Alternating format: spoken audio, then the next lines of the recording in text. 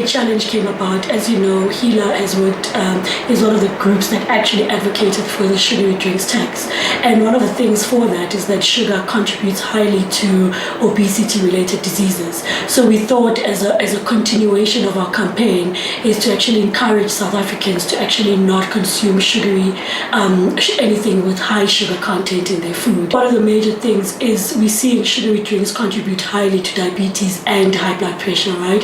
So I would say the first thing a person could actually start cutting on is the sugary drinks. Secondly, we're seeing a lot of people consuming, one of the things we consume are the cornflakes that we have.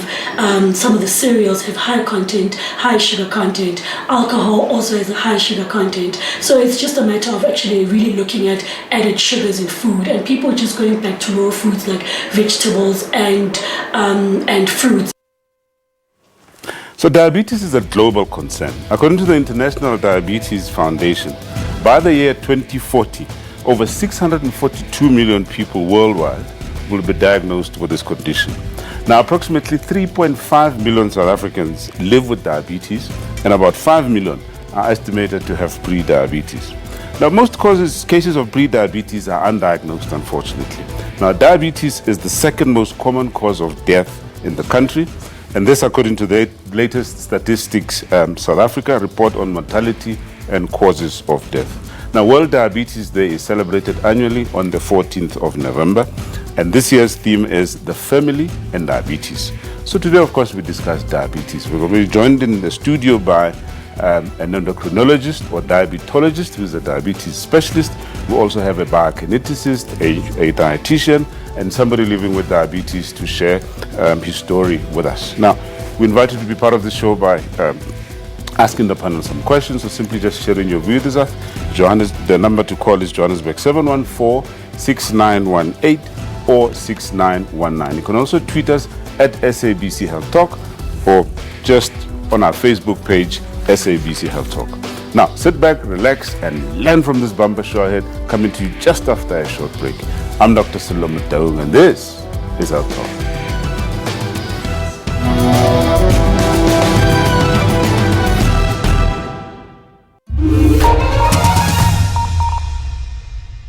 This is a space for every woman in South Africa. I want to speak to the women who cannot walk a kilometer in this country without looking over their shoulders, without being groped or harassed. I was not born like this. In 2011, I got stabbed by a boyfriend. How many centimeters? How many centimeters long is the political will to end the scourge of violence against women, against children? I was locked up in the room for 2 weeks. There are measures, there are laws, there are policies. But these policies and measures and laws do not speak to these lived realities. We must fight the culture of gender-based violence. This is where young men must be taught that women are not their footballs. This is where young men must be taught to respect women.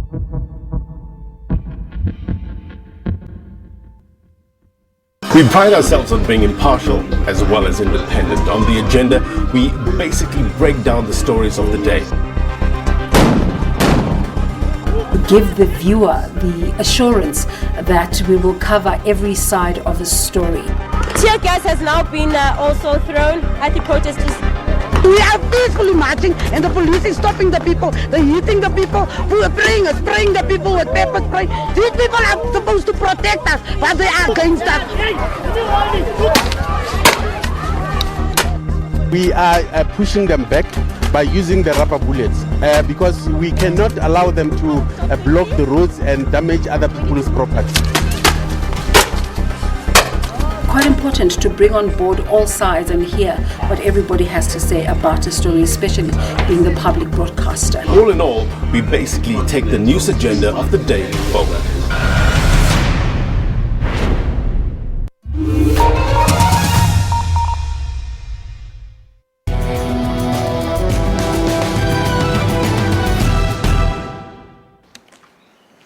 This is Mpulukeng Mudau, a mother of two beautiful kids from the north of Johannesburg. Before giving birth to her firstborn in 2009, she received news that she has diabetes. It was in 2009 and I looked healthy. I was a little bit tired because I was pregnant and I was drinking a lot of water. I went to the GP and he told me that, no, it's normal. Given the fact that you are pregnant, highly pregnant, it's normal that you're feeling tired and all that. However, when I went to my gynecologist, he made me do a P test, and that's when he discovered that in actual fact my glucose is very high. Gestational diabetes develops during pregnancy and it presents with excusable symptoms that one can easily dismiss. When I was pregnant, the symptoms that I had, I was drinking a lot of water. I was going to the bathroom a lot more. Which one might easily dismiss it and say, no, it's because of the pregnancy, I was forever tired. I had my eyes were a little bit blurry, but because I do put glasses on, I figured it might just be that as well. I had thrush as well, and those are the type of symptoms that we can quickly and easily dismiss because a lot of women go through those symptoms. They have those symptoms when they are pregnant. And one thing that people need to know as well, especially for women, as diabetes is one of the leading causes of death in women, when women are pregnant, they are more likely to be diabetic. Traditionally, your doctor may refer you to additional health professionals who specialize in diabetes. Unfortunately for Mpulukeng, she was told not to worry, it will go away after giving birth. I was told that it's gestational diabetes. I got it because of the pregnancy. And I was told that, no, don't worry about it, after giving birth it will go away. However, it didn't go away. I remember I stopped injecting myself because I figured, well, I've given birth now, so we can go back to normal now. And I was driving back home from a wedding, and I remember my eyes going blurry, and I could not see properly, and I knew that something was not right. Diabetes can be effectively managed when diagnosed early. However, when left untreated, it can lead to potential health complications. For Mpulukeng, it complicated her second pregnancy. It caused a lot of complications in my second pregnancy when I was pregnant with my daughter. I had to do a C-section, an emergency C-section, because my placenta ruptured. I don't know if it is related or it's not related, but most of the things that I'm wary of, it's the fact that both my kids were exposed to insulin, and it puts them at a higher risk of also being diabetic at a later stage. She frequently checks her sugar levels because, according to her, the risk of not checking where your glucose levels are sitting, you might put too much or less insulin in your body. So I check my sugar almost, I think if I have done it very little in a day, it would be 3 times, because I do it in the morning. I would do it during my lunchtime, before I would have my lunch, and in the evening. And the importance of always checking your sugar levels and where they are sitting, it's because you need to know how much insulin you're going to put in your body, because based on what you're eating, you have to put the insulin that will be enough for what you're eating. Diabetes awareness theme this year is Family and Diabetes. Mpulukeng is living proof that diabetes is manageable and you can live a healthy, long life. Happy and long life indeed. Okay, well, we're going to learn more about diabetes, and it's a pleasure to introduce our first guest, Professor David Siegel, who's an endocrinologist and diabetologist, whichever one you like. And Professor Siegel is also Chief Medical Officer of an entity called Guidepost. Welcome to Health Talk. Thank you very much. Right. Now, I'm gonna start, with the basics to kind of learn what it is that we're talking about diabetes, because oftentimes we hear this diabetes or sugar diabetes, different types of diabetes. What are we talking about? We're essentially talking about a condition where your body has a difficulty utilizing glucose effectively, so it starts building up in the bloodstream. Okay. And then there's different types that cause that scenario. Good. Well, before we get to the types, let's just go through some of the tweets that have just come in, and if we could just get them up on the screen as quickly as we can. And the first one is from Aphrodite. It says, the month for diabetes awareness activities is here, and it's the perfect time to raise our voice to increase awareness, as awareness is the first step to any kind of change. More funding for research, more understanding and empathy, and less blame and shame. And Dr. Khan says it's a diabetes awareness month, do plenty of exercise and get a balanced and healthy diet. So true. And Buki says diabetes isn't just one condition, it starts creating troubles with other parts and organs of the body as well. Well, to an extent, I mean, this is true. Take us through different types of diabetes. So the biggest, broadest group is type 1 diabetes versus type 2 diabetes. And type 1 diabetes is an insulin deficiency state, so your body needs insulin to control your blood sugar levels. And in type 1 diabetes, your body doesn't make it.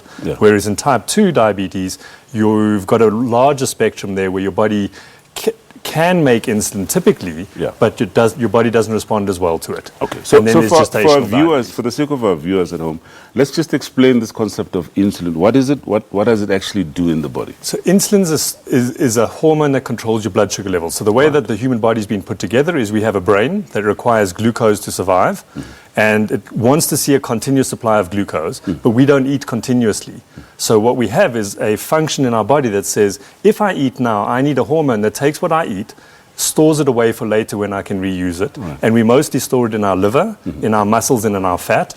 And then we've got a liver that can produce glucose from all of those reserves and put it back into the bloodstream. So insulin's purpose is really to take what we eat and store it away, but then also regulate how much glucose the liver releases back in on a continuous basis to supply our brain and other organs. Okay. So in the types then that you've mentioned, type 1 and type 2, what actually happens with the insulin and the movement of the sugar and so on? So with type 1 diabetes, because your body doesn't make any insulin, you're unable to store incoming food as sugar, so it gets into your bloodstream, no problem. We absorb it, we digest it, we absorb it as glucose, but we can't distribute it and store it away, so it stays and builds up in the bloodstream. And that leads your body to other complications down the line.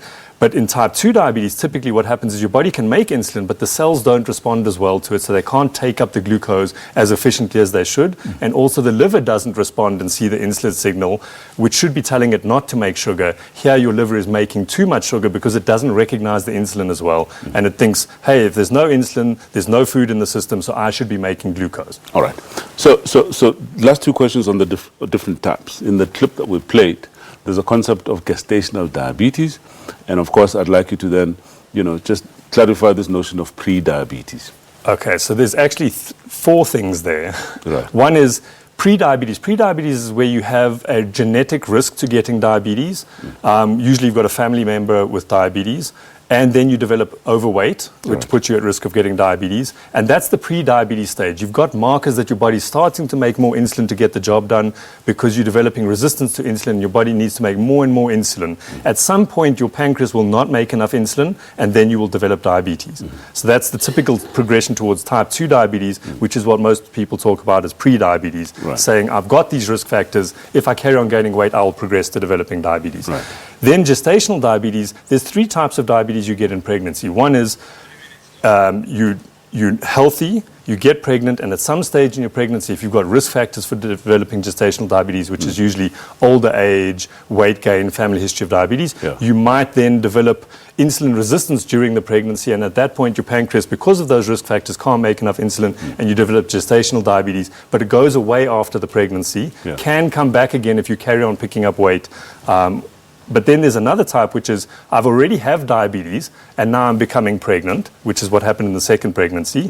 And then the other type is actually I just got diagnosed with diabetes during this pregnancy, but it's not gestational diabetes. It's one of the other types of diabetes. It just so happened to be detected because somebody looked because I was pregnant.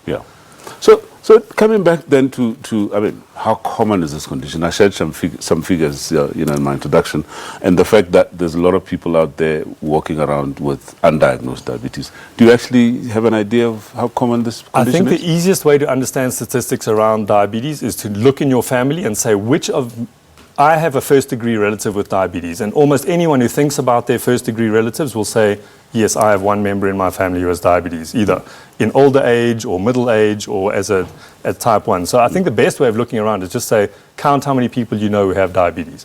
And you'll usually find at least one first-degree relative. And if you go into your second-degree relatives, 100% of people have a family history of diabetes. Okay. How will you know that or suspect that you might have diabetes, and how is it diagnosed? The suspicion comes from the symptoms. So a high blood sugar level typically causes you to filter more blood through your kidneys, and you're going to start urinating more often. And because you're urinating more often, you need to drink more often. So thirst and going to the bathroom more often are the top two symptoms. You can get that slow, gradual progression where those symptoms become so normal to you that it takes something more catastrophic than that. So poor wound healing, blurred vision become other symptoms that you can present with diabetes. But usually it's the tiredness, because your body can't use sugar for energy anymore, because it can't get into the cells to be used for energy. So tiredness, going to the bathroom more often, and losing weight where you're not planning on losing weight are symptoms. Oftentimes we say to people, know your numbers. How's the diagnosis made? The best way to diagnose is to take a history, and you have what the symptoms, and then you need the sign, and the sign would be the blood glucose level. So a fasting blood sugar level above 7.1 would classify you as having diabetes if you have symptoms with it, or a random blood sugar above 11.1. But anywhere in between that 7.1 and 11.1, you probably don't have normal sugar control, and you're at risk of being in a pre-diabetes stage, for example. So I mean, I guess the question then is, last question in this segment is, why should we worry about diabetes? What happens if diabetes goes on untreated? The big problem with diabetes is that the long-term complications of having too much sugar in your bloodstream damages every organ in your body. So it's a leading cause of heart disease. It's now the leading cause of death in women in South Africa. Leading cause of kidney failure, leading cause of blindness, the knock-on healthcare consequences, both to the patient and to the community around them, to the family. It's a huge community challenge to manage diabetes because the costs are everywhere. All right, I think it's on that note that we're going to go for a quick break. When we come back, we'll try and understand what it is like living with the condition called diabetes. Please stay with us.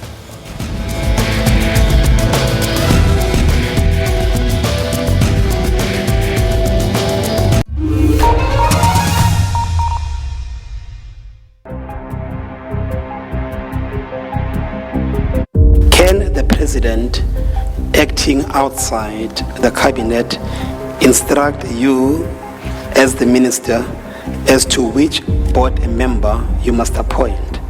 No. Democratic Alliance and Mayor Patricia de Lille have come to a mutual agreement that in fact resolves the question of the leadership of the DA government in the city of Cape Town.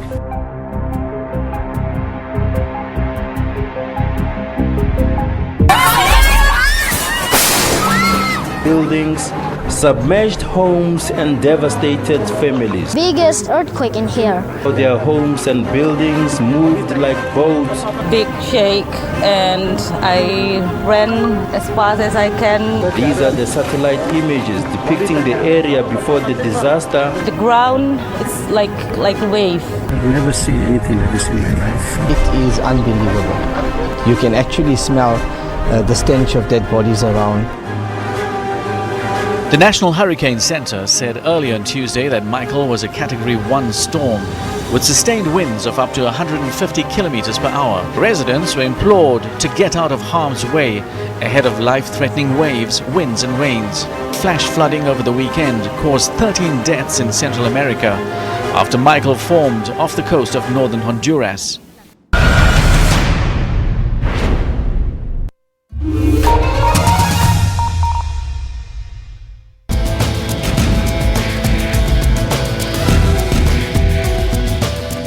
Welcome back. We're talking diabetes with our guest, Professor David Siegel, an endocrinologist and diabetologist. We're now joined by another special guest, Tiro. Welcome.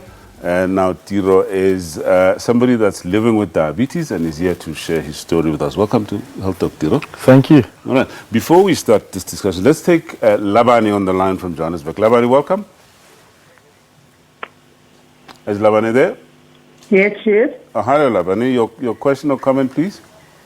Yes, I heard he mentioned the symptoms, like frequent urination and also drinking a lot of water. Yeah. But then I went to the doctor, I checked everything, but then it always comes back like negative, as in like there's no diabetes or anything. So I wanted to find out, is there any way one can do the checks to actually be clear and know that there are no underlying factors? All right. Because all those symptoms are actually there, and the tiredness and all that. Okay, but you go to a doctor and they say you have no diabetes. Yes, like so many times. I went to the clinic. I actually went to a doctor, and then I also did urine culture, something like that. All right. Okay. Let's hear about the process. Obviously, we can't make this individualized because there can be a whole lot of other, possibilities. But just in general, how should she approach this? I think knowing your risk factors is really important because that's going to make you raise it with a doctor. Not all doctors screen routinely. So unless you raise the possibility, it doesn't always get looked for. And you fortunately did that. And you look for all the symptoms. But those symptoms that you get with diabetes, it's pretty easy to diagnose diabetes after that. So even if you've got the symptoms but your blood sugar levels are normal, you cannot have diabetes. Then you've got to go and look for something else. So there are calcium abnormalities, bladder abnormalities, kidney abnormalities, and other things that can give you similar symptoms, but it's not diabetes. Diabetes so it's for is very the doctors easy to to look exclude. for. Yes, it's for the doctor to decide. Let's stay with you for a while and just for a short while, in fact, talk about risk factors. Who's at risk of developing diabetes? So type 2 diabetes is the one where we talk most about risk factors. and really it's a family history. So if you do have a first degree relative, so a parent or a sibling with diabetes, you're much more at risk of developing diabetes. If you were born from a pregnancy that just had gestational diabetes, you're much more at risk.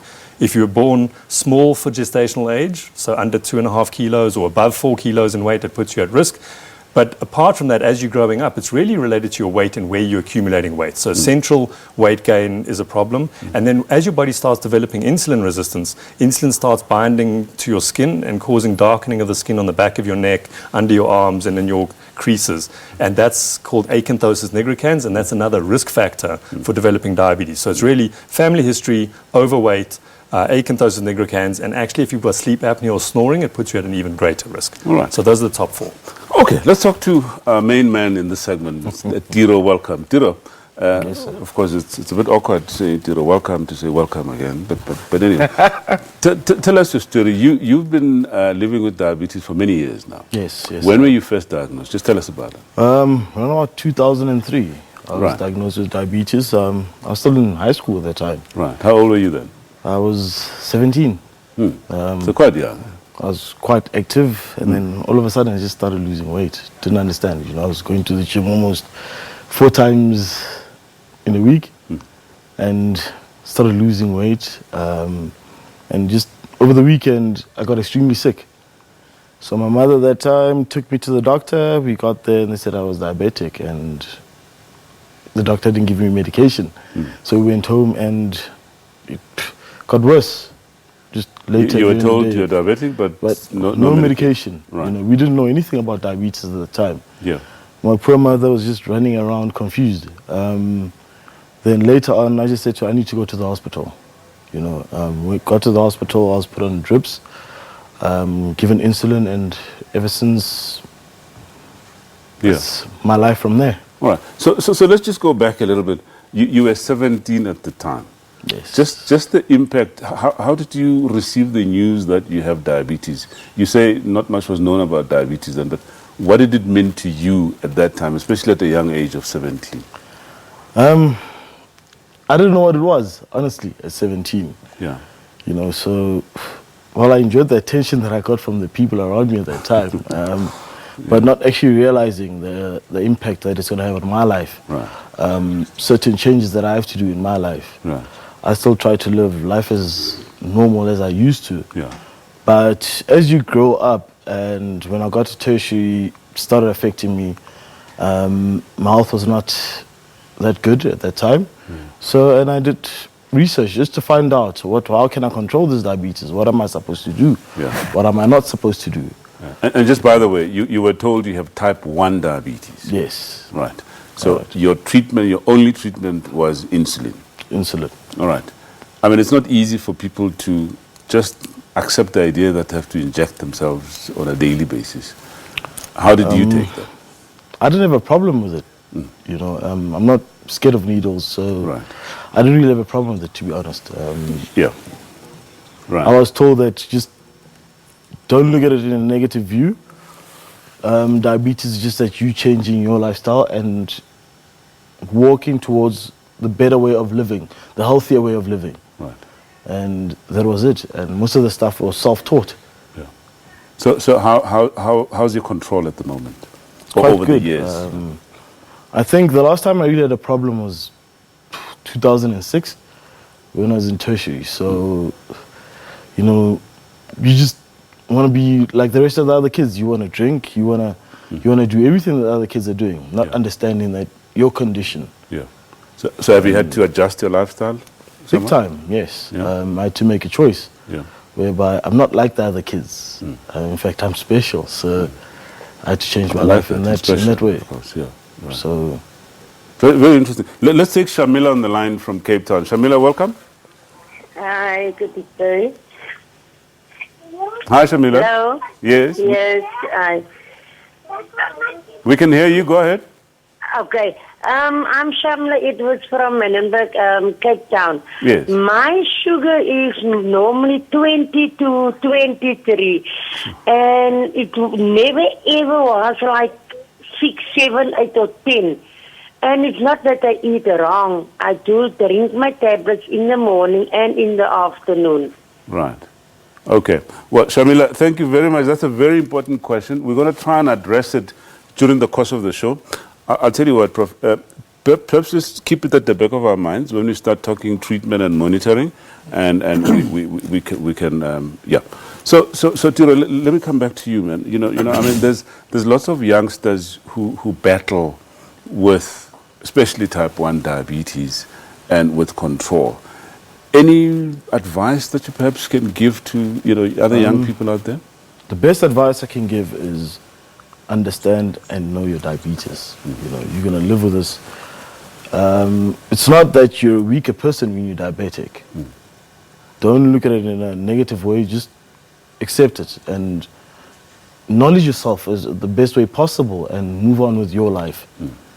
You know the risks, know the positives. The other day I was going through an article just to find out that bodybuilders used to use insulin as a steroid. So I got a bit excited there because I was always scared of using steroids. So I used it to my advantage. But of course, you know that's dangerous, isn't it? I know, but you know, I have to find the positives about being diabetic. Yeah. I can't be looking at the negatives and just beating myself for it. I can't change it. I've accepted it, and you just last one on the issue of myths and stigma around the condition and so on. You mentioned that when you got to varsity, you had a bit of a problem. Just take us through that. Some of the myths are, if you drink a lot of milk, you can cure your diabetes. That's very shocking. I work in a sort of insurance industry, and I've heard people say, no, diabetes is actually worse than AIDS.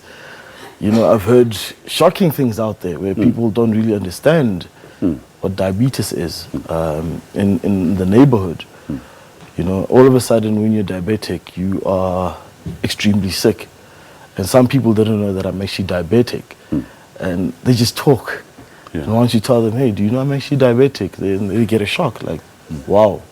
Well, is it more like they're expecting somebody with diabetes to be sick all the time? And you're living, a normal life, you're just like anybody else. Yes, that's what they expect.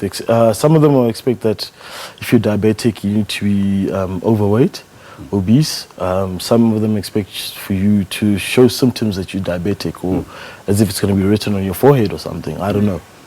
But it's shocking out there.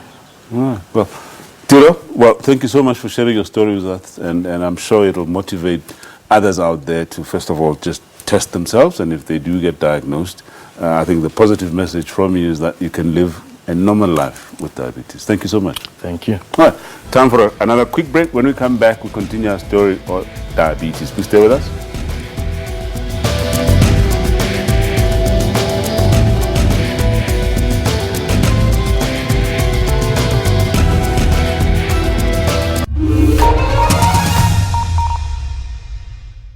Life can throw all sorts of surprises at you, often when you least expect it. Sorry, Mom. That's why it's important to have medical cover. Me? I didn't want just any medical scheme. I wanted a scheme that I could rely on, that I could talk to at any time, that I could afford. I didn't just get medical aid. I got medical paid.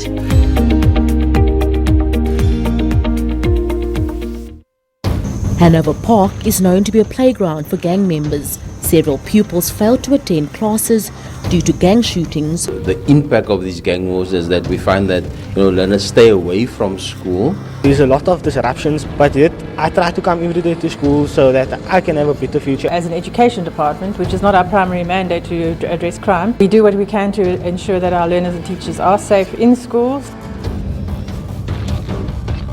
In pursuit of good results for a better future, these learners have all come here to what is commonly known as study camps. They bath, eat and sleep here. Learners believe that their sacrifices will bear fruit. We want to give the best of our results and we get enough chance to spend with our teachers. The local business people are giving us food, are supporting us big time. This year we must have 100%. We at Network explore all things technological. The modern battlefield is the battlefield of the mind, and the tools for affecting the mind are social media. We look at how technology advances medicine and education. Children can learn up to 60% more information in a shorter condensed amount of time using virtual reality as a medium for instruction. From music, gaming, even computer-generated supermodels. Be a part of our network Saturdays at 8:30 p.m. and Sundays at 5:30 p.m.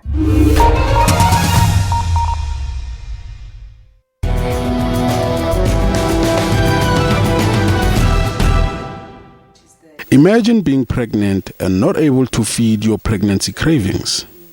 It was frustrating for Mpulukeng, but as time went by, she managed to control her cravings because of diabetes. To be honest, it was a life-changing experience.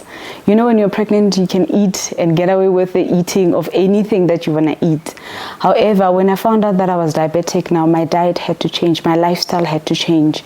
I had to exercise regularly, and I was one of the most inactive people you can find. I had to exercise regularly, and all these things that we do in the name of cravings, I could not indulge. I had to eat very little. I had to regularly check my sugar levels and inject myself, and it was very difficult. However, the support and also I empowered myself through reading, a lot of reading that I did in order to understand a little bit more about diabetes, what it entails and how I can manage it. I asked her if she finds her diet restrictive. This is what she said. I would say that it's all about in moderation. You can have as long as you have a balanced plate, you have your protein, you have your starch, you have your vegetables, which has to be like half of the plate. So your vegetables, salad, it has to be a little bit more than your starch and the protein on your plate. Everything in moderation is good for us, because you can't say you don't eat your carbohydrates, you don't eat this. You need your carbohydrates for energy. So it has to be balanced. Have balanced meal. Let us learn on how to have balanced meal, as opposed to following diets that are out there that could potentially be harmful for our body. After giving birth, she was then immediately put on medication because gestational diabetes could have hurt her and the baby. The onset, I was put on insulin. The levels of insulin that I was injecting in my body was a little bit lower than back then. However, now I'm putting higher units of insulin in my body, and I have to inject myself 4 times a day. And that is 2 types of insulin. There's a long-acting insulin, which I take once a day at night. And there's a short-acting insulin that I inject myself every time before I eat. Mpulukeng started a foundation to create awareness and increase access to information on prevention and care of diabetes and its complications. Through the foundation, we raise awareness, diabetes awareness, and currently we are working with the City of Johannesburg and Novo Nordisk, and we will be lighting the council chamber blue tomorrow in the evening. But on the 14th, which is a Wednesday, we have a walk in Maponya Mall in Soweto at 8 o'clock. We will be creating awareness around diabetes. There will be screening where people can check for diabetes. If you have diabetes, know what makes your sugar level rise and fall, and how to control these day-to-day factors. Okay, welcome back, and thank you so much for staying with us. If you've just joined us, we're talking diabetes, and with our guest, Professor David Siegel, a diabetologist, and we're now joined by two other special guests. First up, in the middle, Marilee Lombard. Marilee is a biokineticist based at Pretoria Kloof Medical Clinic. Yes.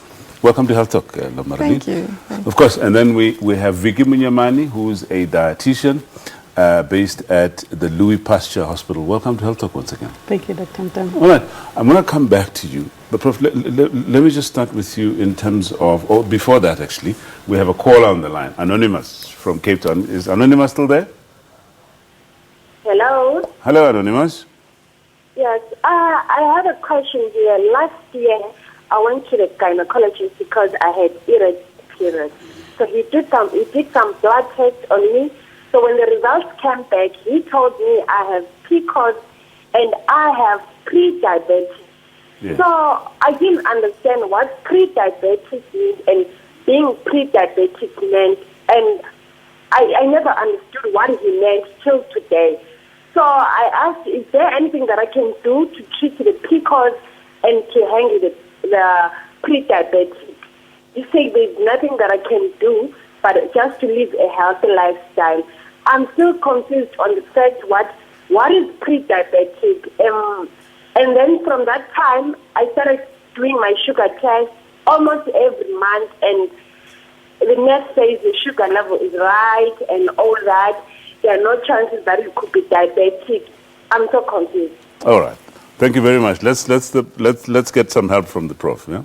Right. So there's actually pre-diabetes, and then diabetes. And polycystic ovary syndrome, which is what you're referring to as PCOS, is in the insulin-resistant spectrum of disorders, and we know that insulin resistance can put you at risk of developing diabetes. So the gynecologist may have been referring to that as a pre-diabetic condition. Okay. But the true pre-diabetes is where you don't yet meet the full criteria for diabetes, but you've started to show an abnormality in the way that your body handles glucose. Either you wake up with a slightly higher glucose than normal, but below the level you're diagnosed diabetes, or you can't handle a glucose load in a meal, and your meal time, after meal, your blood sugar goes a little bit high, but doesn't come back, doesn't reach the diabetes criteria. That's true pre-diabetes. Right. But it's not true that you're doing nothing when you say you need to do lifestyle interventions. Lifestyle is an intervention, and it is very, very effective at preventing progression to diabetes. So losing weight and getting fit and healthy is the way you prevent progression to diabetes. Yeah. In fact, you're getting into the realm of what we're going to be discussing, to say, how do we prevent, if we can ever use that word, say prevent or delay development. Just let's talk the principles around that. So it is exactly a prevent or delay. We know that people who have a family history of diabetes, as we age, you're more likely to develop diabetes. As you lose muscle bulk and you become less physically active and you accumulate a little bit of weight over time, just aging can make you run out of beta cells and develop diabetes. So it is something that can happen in the future. But if you are at risk, dramatically changing your lifestyle and losing weight and exercising can prevent or delay the progression to diabetes dramatically. Marilee. Yes. The Prof talks about losing weight and exercise. Okay. Okay. You're the expert when it comes to, physical activity and exercise and so on. In terms of prevention of diabetes, what are those practical things that people can do? So it's important to understand that physical activity directly can help prevent the development of diabetes, mainly through the weight loss, and then we prevent the development of overweight and obesity. But also indirectly, being a physically active person changes your whole approach to life. So you think healthier, you make better food choices, you make better choices in terms of other habits like smoking and drinking. So holistically speaking, you are a healthier person, which can help prevent the onset of this condition. Okay. So a lot of people out there, are inactive. Or they consider themselves inactive. Some people, when you talk to them about exercise, they think joining a gym or stuff like that. Yes. What's the most basic or simple, tips that you can give to people out there on becoming physically active? So I always say the best kind of exercise is to do whatever you like to do. Right. It doesn't have to be defined according to a textbook or according to Google or any specialist physician. It can be something as basic as walking your dog every evening. It can be taking your kids for a walk on the weekend. It can be joining a pole dancing class. I mean, that is very physically demanding on your body. So I think we need to think outside the box a little bit. Physical exercise doesn't have to be an hour on the treadmill in the gym. You just need to move your body more and incorporate it into your daily activities. Because of our urbanized lifestyle, unfortunately, we are so sedentary that we need to do things like taking the stairs instead of the lift, parking far away from our destination. Every little bit helps. Vicky, let's hear, I mean, obviously nutrition plays a huge role here. I mean, we've heard of, you know, the notion of obesity. In fact, some people describe diabetes, you know, some years ago. Just tell us about, you know, the importance of nutrition insofar as prevention is concerned. Nutrition is something that is very much important in terms of preventing lifestyle diseases like diabetes or obesity. So if we're looking at nutrition, you want to think of it holistically in terms of the food that you eat. Typically, when we arrange our plates of food, none of us is actually thinking science. We are hungry, we want to fix hunger. So there are two things that we can actually do per your plate of meal, is that when you arrange your plate of meal, it at least, and I always want to say, rather get your plate of meal to be as fresh as possible. If it can have a lot of things that are freshly picked, different colors, it's very easy for you to achieve the ultimate good nutrition than to necessarily be thinking of a special diet. So if you're thinking picking things, if you're driving by and Mazala is selling bananas, so you can pick, or she's selling apples or nuts, you pick. They're freshly ground or plant food.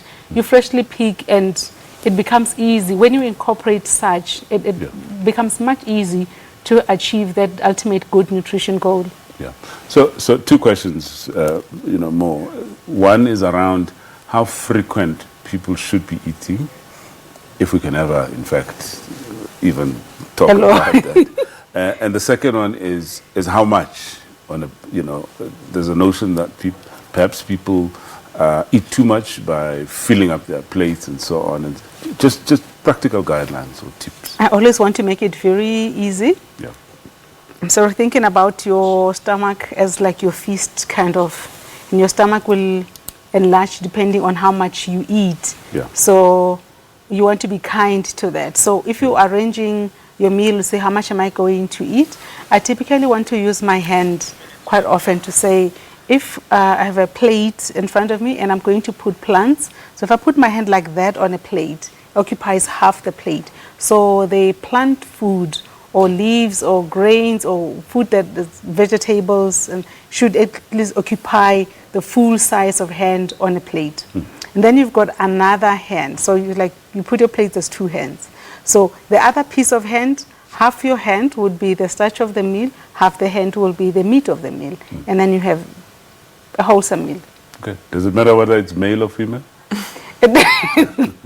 We are different. So if I know most people ask me if I'm male or female, and I always say, okay, because people are very, you know what, people want their pap and their rice. So as such, I always say, if you do your feast, our feasts are never the same size. Your feast more or less will give an idea of how much pap or rice you can put on your plate. So my feast is like this, her feast is like that. So if you're a big guy, so your feast will be quite big. So you'd more or less work around about your feast in terms of how much portion of starch at the most you can pick per that meal. Fascinating. Let's take Sharalee on the line from Cape Town. Sharalee, welcome. I thank you for receiving my call. I'm a mother. I have two diabetic children. The one was a year and 6 months when he became diabetic. And none of my family was diabetic, so it was quite shocking. But I educated myself. And he's turning 20 this year, and he has never been hospitalized. He's only been hospitalized for a week if we request to change his insulin according to his age. It happened when he was 13, and it happened again when he was 18. And then they changed his long-working insulin from the morning till the evening because of the hormones and stuff. And if the whole family participate in it, then it's so much easier for everyone. My eldest son became diabetic when he was in grade 11, and he was playing rugby, and he's still playing rugby. And half time he has to test himself again, and sometimes he has to eat a sweet or something to bring it up to 12 again, because he always keep it a little bit higher when he plays, because it comes down with sport. But what I want to say to all parents out there, if we all as a family participate in exercise, in diet, and manipulating the insulin, we can be a great assistance to the children. Shirley, you couldn't have put it any better. Thank you so much for those wise words, and thank you so much for sharing. And we're obviously going to take up this fact when we talk monitoring, the importance thereof. But I want to give you 30 seconds each in terms of the importance of physical activity now in those people that have been diagnosed with diabetes. Okay, so it's important to understand that one cannot cure diabetes, but you can manage it. And physical activity goes a long way to, once again, reducing your weight and also helping to manage any other comorbidities. So anything like blood pressure, cholesterol, that's come along, for the ride, it helps to manage that in the patient and, once again, helps just create a generally healthy approach to life. Okay. Vicky? Diabetes can be managed, and you can live a long life holistic with it, looking at your plate of food and your exercise. So one plate at a time and one mobility at a time. So assemble the plate such that the bigger part of what's on your plate is plant food and exercise as you go along. Obviously, I mean, we could have a whole program just based on how you manage your plate nutrition and depending on your sugar levels and so on, but we obviously just talking in general. Yes. Thank you so much for sharing your wisdom with us. I believe that we have 2 more tweets that we need to just quickly go over. And the one says, diabetes precautions: lose excess body fat, follow a balanced diet, drink water, stress less, sleep well, keep medical appointments. Yeah. And David Parker says, no sugar November breakfast, homemade banana oatmeal waffles with blueberries and kefir and plain yogurt. No syrup required. Well, we're going to learn more about all of these issues. Time for a quick break. When we come back, we continue our story on diabetes. Please stay with us.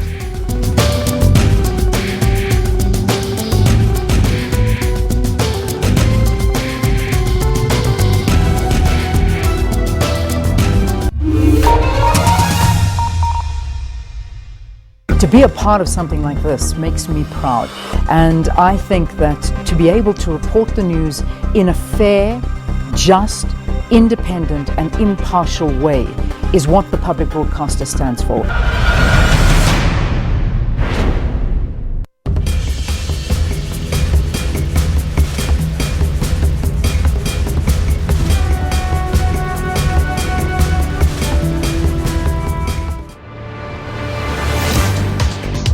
The Tswaying meteorite crater, located 40 kilometers northwest of Pretoria, is one of 4 known impact craters in South Africa and one of about 170 impact craters in the world. The meteorite, half a football field in size, hit the Earth 220,000 years ago, forming a crater of over 1 kilometer in diameter and 100 meters in height. In the center of the crater is the Tswaying Lake, which is 100 meters in diameter and is filled by rainwater and a spring. The lake once contained high concentrations of salt and soda ash that were mined for 44 years until 1956. The crater is contained within a 2,000-hectare nature reserve focused on the preservation of natural and cultural heritage. Visitors can follow 7.2 kilometers Tswaying Crater Trail, one of 3 trails that lead to and from the crater rim. Tswaying means place of salt in Setswana.